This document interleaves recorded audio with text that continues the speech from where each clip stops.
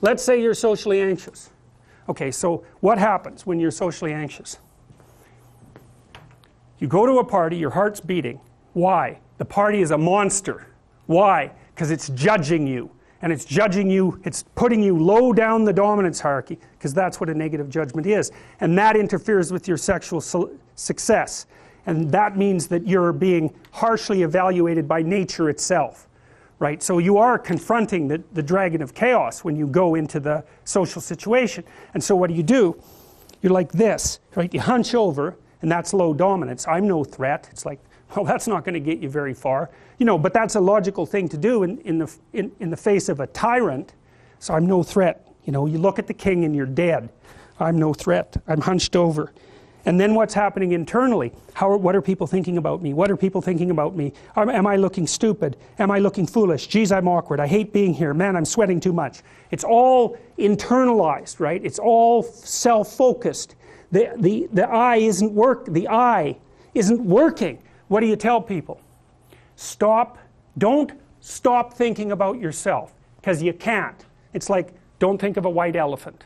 White elephant, white elephant, white elephant. You can't tell someone to stop thinking about something because they get caught in a loop. What you do with socially anxious people is you say, look at other people. Look at them, right? Why? Because if you look at them, you can tell what they're thinking. And then unless you're terribly socialized, and some people are. Some people have no social skills. And so the reason they can't go to a party is because they don't even know how to introduce themselves. Like no one ever taught them how to behave. And so they're really good candidates for behavior therapy, because you walk them through the process of how you actually manifest the procedures that are associated with social acceptability. But most people aren't like that. They have the ability. So if they're really introverted and high in neuroticism, they can usually talk quite well to someone one-on-one. Why? Because they look at them. Well, if I look at you, it's another thing to do if you're ever speaking to a group of people. Never speak to the group of people. That doesn't exist. You talk to individuals, and then they reflect for you the entire group, because they're all entrained. So you look at one person, they broadcast to you what everyone's thinking, and you know how to talk to one person. So it's easy.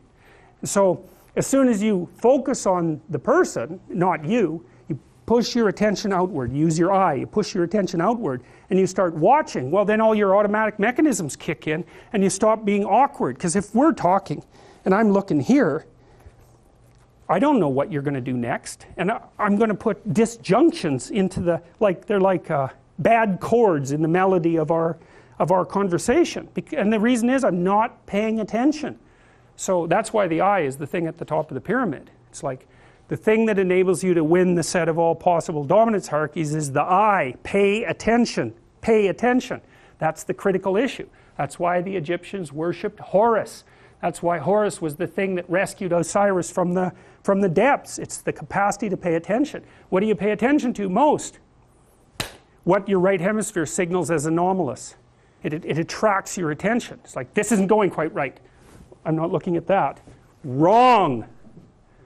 That's what you look at. That's what you look at. What's not going right. Because that's the terrible monster that might eat you, but it's also the place you get all the information.